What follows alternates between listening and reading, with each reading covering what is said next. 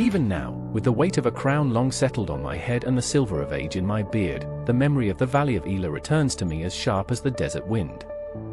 I remember the oppressive heat, the metallic scent of fear mingling with the dust, and the dreadful silence of two armies paralyzed in a standoff. This silence was broken daily by a sound that felt like an earthquake in the soul, the voice of Goliath. He was more than a man of immense size, he was a monument to intimidation, clad in bronze that scorned the sun. His spear was a weaver's beam, his shield a wall of its own, and his voice was a weapon that crushed the spirit of Israel's bravest warriors long before any sword was drawn. For 40 days, this shadow of a man cast a pall over our camp, mocking our ranks and, more gravely, mocking the name of our God. I arrived on this scene not as a soldier, but as a boy on an errand, carrying bread for my brothers. What I found was not a battleground, but a theater of humiliation. The indignation that rose in me was not the rashness of youth, but a deep, searing pain from a shepherd who knew the power of the Lion of Judah, and could not bear to see his people tremble before the roar of a mortal man. The fight, I knew then, was already mine to claim, for it was my God who had been insulted. My resolution was met with scorn. My eldest brother, Eliab, whose face was hardened by the sun and the daily dread, saw only an arrogant boy seeking a glory he did not deserve. In the tent of King Saul, I stood before a man who was a king in title, but who had lost the heart of one.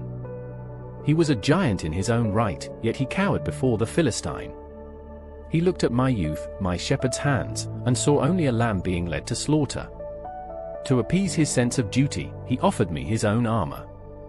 I remember the cold, crushing weight of it on my shoulders. It was the armor of a king, but it was forged in fear.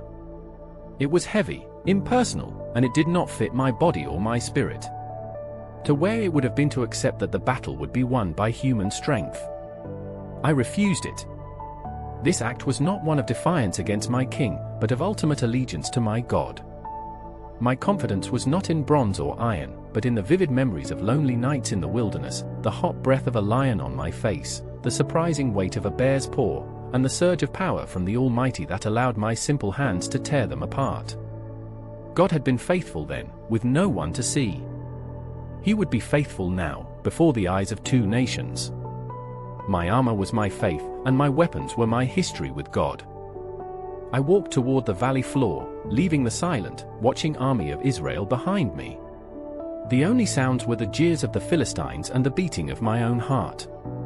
I paused at the brook, the cool water running over my hands, and I chose 5 smooth stones.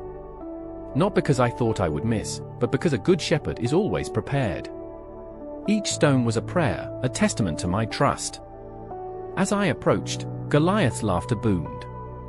He looked at my simple tunic, my staff, my sling, and his pride was insulted. He cursed me by his pagan gods, his words filled with venom and promises of my demise. But I felt a profound calm settle over me, a clarity that only comes when one stands entirely in God's will. I let his curses fall away like stones into the water. My reply was not a boast, but a declaration of truth, a prophecy of what was about to unfold. I told him he came against me with the weapons of this world, sword, spear, and javelin, but that I came against him in the name of a power he could not see, the Lord of hosts, the God of Israel. I proclaimed that this battle was not about a boy against a giant, but about the living God against the idols of men, and that his defeat would be a sign to the entire world that God saves not with sword and spear. The true duel was one of words and faith, and in my heart, it was already won. I did not wait for his advance, I ran towards him. The motion was as familiar to me as breathing. The sling felt like an extension of my own arm, a tool I had mastered over countless hours under the sun and stars. I placed a single stone in the leather pouch, began my swing, and the air whistled. The stone flew from the sling, a tiny messenger of an almighty power, and it found its home in the only vulnerable spot on that armored giant, his forehead. The sound of the impact was sickeningly clear, and the giant's expression of shock was something I will never forget. He fell forward, and the earth itself seemed to tremble. A stunned silence gripped the valley, then it was broken by a single, thunderous roar from the army of Israel. They had witnessed a miracle. They had seen fear itself brought down by faith. The lesson of that day has shaped my entire life. through battles, betrayals, and my own deepest failures, the world will always command you to measure your giants, to calculate the odds, and to put on the armor of human logic and fear.